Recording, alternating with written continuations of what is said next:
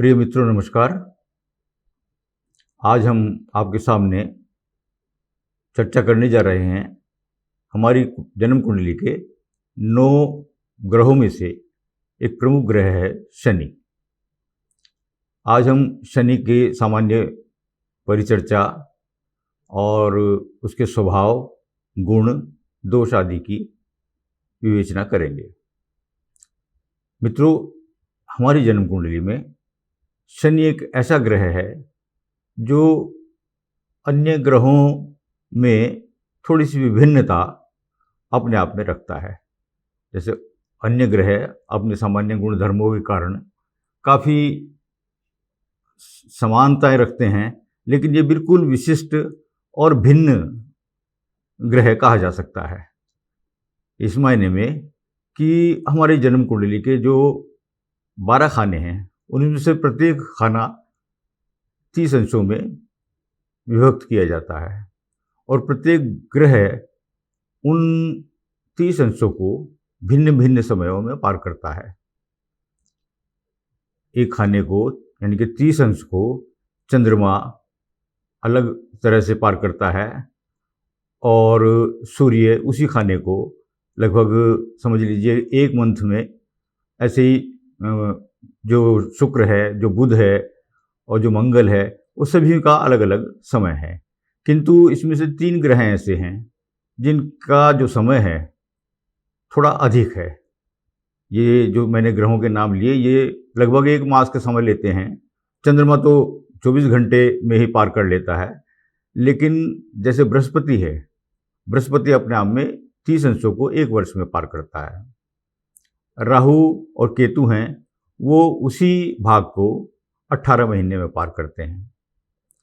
और इसी 30 अंशों को बृहस्पति और राहु के अलावा जो अधिक समय लेने वाला ग्रह है वह शनि ग्रह है। यह सबसे अधिक समय लेता है, क्योंकि ये लगभग 2.5 वर्ष में उन 3 अंशों को पार करता है, 30 अंशों को पार करता है। ये 30 अंश 2.5 वर्ष में पार करते हैं शनि महाराज, तो इसीलिए इनको मंद गति वाला ग्रह कहते हैं। इनकी गति इतनी मंद है कि उस 30 अंश को पार करने में 2.5 वर्ष का समय लगा देते हैं। जैसे ये इस समय को पार करते हैं, वैसे ही जब ये अपना प्रभाव उत्पन्न करते हैं हमारी जन्म कुंडली पर, तो उसी प्रकार ये परिणाम देने में भी उतनी ही देरी करते हैं। धीरे धीरे ही इनके परिणाम प्रकट होते हैं। यदि खराब परिणाम है तो भी धीरे धीरे देंगे, और यदि अच्छे परिणाम हैं तो भी धीरे धीरे देंगे। तो इन्हें मंदगामी ग्रह कहा जाता है। इसके अतिरिक्त मित्रों, सामान्य परिचय में ये कह सकते हैं कि जन्म कुंडली के 2 राशियों के स्वामी हैं, मकर और कुंभ। और ये अकेले ग्रह ऐसे हैं जिनकी दोनों राशियां एक साथ आती हैं। बाकी सब ग्रहों की राशियां अलग अलग हैं। उनकी जो काउंटिंग हम करते हैं, उनकी जब गिनती करते हैं तो वो एक साथ नहीं गिनी जाती हैं, लेकिन सिर्फ इन्हीं की 2 राशियां ऐसी हैं जो एक साथ आती हैं। उसका कुछ मायनों में लाभ होता है और कभी कभी हानि होती है, क्योंकि जब यह ग्रह या बैठा हुआ होता है, इसकी राशियां बैठी हुई होती हैं, तो वो जन्म कुंडली के आम तौर पर 2 घरों को एक साथ घेरती हैं। तो उसमें एक घर नेस्ट हो जाता है और एक अच्छा हो जाता है। जैसे 10वां और 11वां हो जाएगा, तो उसी प्रकार से 10वां और 11वां है, या 4था और 5वां है, या 9वां और 10वां है, या 7वां और 8वां है। इस प्रकार से, या 11वां और 12वां है। ये 2-2 घरों के स्वामी होते हैं। इस प्रकार से जब ये वृष लगन में होते हैं या वृष लगन की जन्म कुंडली होती है, तो वृष लगन की जन्म कुंडली में और तुला लगन की जन्म कुंडली में इनकी दोनों राशियों की स्थिति ये होती है कि उस समय ये इन कुंडलियों में योगकारी कहलाते हैं। ऐसी स्थितियां बनती हैं। और इसके अलावा ये किसी और जन्म कुंडली में उतना अच्छा प्रभाव नहीं देते हैं, नहीं ये योगकारी कहलाते हैं। इसके अतिरिक्त एक जो और विशेष बात होती है शनि देव के बारे में, ये अकेले ग्रह ऐसे हैं जो एक साथ हमारी जन्म कुंडली के जिस जगह पर बैठते हैं, मैक्सिमम हमारी कुंडली को प्रभावित करते हैं। ये देखिएगा कि आपके समक्ष मैं बताने जा रहा हूँ, मान लीजिए ये मेष लगन की एक जन्म कुंडली है और मेष लगन की जन्म कुंडली में शनि किसी भी घर में किसी भी खाने में बैठा हुआ है। समझ लीजिए कि ये चौथे घर में बैठे हुए हैं, कर्क राशि में बैठ गए, तो एक घर तो इन्होंने वो प्रभावित किया जहां ये बैठे हुए हैं। इसके अतिरिक्त इन्होंने, इनकी 3 दृष्टियां होती हैं, वहां से इन्होंने 3 खानों को प्रभावित किया, अपने से तीसरे घर को, अपने से 7वें घर को और अपने से 10वें घर को। तो 4 घर इन्होंने इस प्रकार से एक साथ प्रभावित किए। 4 घर ये हो गए। इसके अतिरिक्त यदि जन्म कुंडली में इनका प्रभाव जब हम अध्ययन करेंगे तो ये जहाँ कहीं भी बैठे हुए हैं उस घर से एक घर पहले और वो घर और उससे अपने घर, यानी कि ढैया और साढ़े साथी गिनते हुए हम इस प्रभाव को भी काउंट करेंगे कि इन्होंने इस समय में भी इन 3 घरों को यहाँ प्रभावित किया कि जहाँ बैठे हुए हैं उससे पहले घर को और उससे अगले घर को। 3 घर ये हो गए। यानी कि यदि चंद्रमा पर किसी राशि पर साढ़े साथी लग रही है, तो जैसे आजकल ये मकर राशि में बैठे हुए हैं, तो इन्होंने धनु राशि के, आप समझ लीजिए कि तीसरे चरण में साढ़े साथी काउंट होगी और मकर राशि के मध्य और कुंभ राशि के प्रथम चरण में ये 3 घरों में साढ़े साथी काउंट की जाएगी। तो 3 घर ये प्रभावित हो गए। तो इस प्रकार से हम कह सकते हैं कि शनि एक अकेले ग्रह ऐसे हैं जो हमारी कुंडली के कम से कम 7-8 घरों को एक साथ बैठकर प्रभावित करते हैं।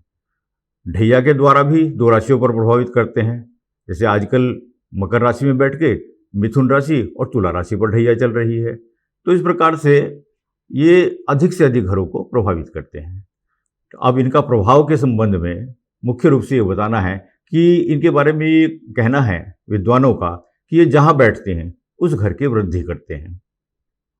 ये अपने आप में अशुभ ग्रह गिने जाते हैं, लेकिन अशुभ ग्रह होते हुए भी ये जिस घर में बैठते हैं उस घर की ये वृद्धि करते हैं और जहाँ जहाँ इनकी दृष्टि पड़ती है वहाँ वहाँ ये हानि करते हैं, वहाँ अशुभ प्रभाव उत्पन्न करते हैं।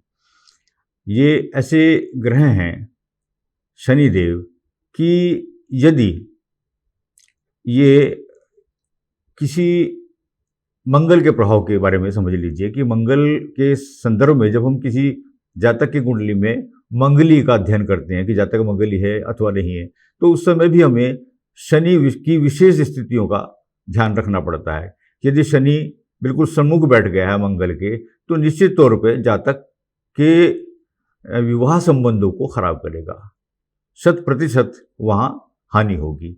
और यदि मंगल के साथ में इन्होंने द्विद्वादश संबंध बना लिया तो भी शनि के प्रभाव के कारण वो स्थिति शुभ विवाह के अंदर जो है शुभता नहीं प्रदान करेगी, वह भी खराब स्थिति मानी जाएगी।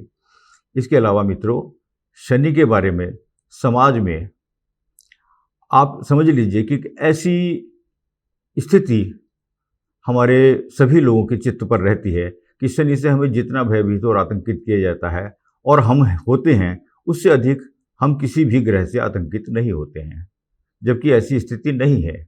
शनि यदि शुभ हो हमारे जन्म कुंडली के केंद्रों में, त्रिकोण में, 10वें या 11वें भाव में, या अपनी स्व की राशि में या तुला राशि में, उच्च की राशि में कहीं बैठा हुआ है, तो शनि शुभ परिणाम भी उत्पन्न करते हैं और मनुष्य को रंक से राजा बना देते हैं। किंतु वही शनि यदि खराब स्थिति में बैठे हुए हैं, खराब युति में बैठे हुए हैं और अशुभ ग्रहों से दृष्ट हैं, तो वही शनि राजा को रंक भी बनाने में देर नहीं करते हैं।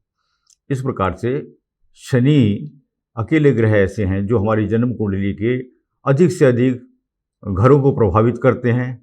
किसी भी जातक की जन्म कुंडली में अध्ययन करने के लिए ये आवश्यक है कि हमें शनि की अध्ययन करना चाहिए। सबसे पहले शनि की स्थिति को विशेषतया नज़र में रखना चाहिए कि वर्तमान समय में शनि पर ढैया तो नहीं है, साढ़े साथी तो नहीं है, शनि की इनकी जन्म कुंडली में सामान्यतया कहीं नीच का तो नहीं बैठा हुआ है, किसी शुभ घर में नीच का बैठकर हानि तो नहीं कर रहा है, या उसकी महादशा तो नहीं चल रही है। तो ये सब चीज़ें ध्यान में रखते हुए ही आगे बढ़ना चाहिए, तभी हमें कुछ जातक को बताना चाहिए कि शनि एक ऐसा प्रमुख ग्रह है जो निश्चित तौर पे भले ही अपने परिणाम मंदगामी और मंद गति से प्रदान करे, किंतु करता अवश्य है और बड़े अद्भुत और अजीब परिणाम होते हैं, जिनके लिए विशेषतया विद्वान जो है वो कुछ उपाय भी बताते हैं। और अगर हमको ये लगता है कि जातक को जन्म कुंडली में शनि पीड़ित कर रहा है, परेशान कर रहा है, तो हमें जातक को कुछ उपायों का सजेशन देना चाहिए। जैसे यानी कि सरस्वती या ढैया के द्वारा शनि प्रभावित कर रहा है, शनि परेशान कर रहा है, तो हमें ऐसे जातक को नीलम धारण करने के लिए कहना चाहिए। सामान्य स्थिति हो तो लोहे का छल्ला भी धारण करा सकते हैं। लोहे का छल्ला जो है आमतौर पे काले घोड़े की नाल का बनाने के लिए कहते हैं, या नाव की कील का बनाने के लिए कहते हैं। और ज़्यादा मारक स्थिति हो, मार्केश बन के परेशान कर रहा हो, तो ऐसी स्थिति में सतनजा दान कराना चाहिए, शनि के मंत्रों का जाप कराना चाहिए, या बहुत विषम परिस्थिति होने पर हमें महामृत्युंजय का भी सहारा ले सकते हैं। महामृत्युंजय जाप भी कराए जा सकते हैं। तो ऐसी स्थिति में मित्रों, आज के लिए मैं समझता हूँ शनि के संबंध में जितना भी सामान्यतः बताया जा सकता है वो मैंने बता दिया। फिर भी यदि आपकी जिज्ञासा हो और कुछ छूट गया हो, कुछ रह गया हो, तो आप कमेंट में जाके कृपया आप पूछ सकते हैं। हम पुनः आपके सामने प्रकट करने की कोशिश करेंगे। और तो अब आज की चर्चा को समाप्त करते हैं। उससे पूर्व हम आपसे आग्रह करेंगे कि कृपया यदि आपको हमारी बात अच्छी लगी हो तो आप हमारे कार्यक्रम को लाइक करें और हमारे चैनल को सब्सक्राइब करें, ताकि ये चर्चाएं और ये वीडियो आपको मिलता रहे। आज के लिए इतना ही पर्याप्त है। धन्यवाद मित्रों, नमस्कार।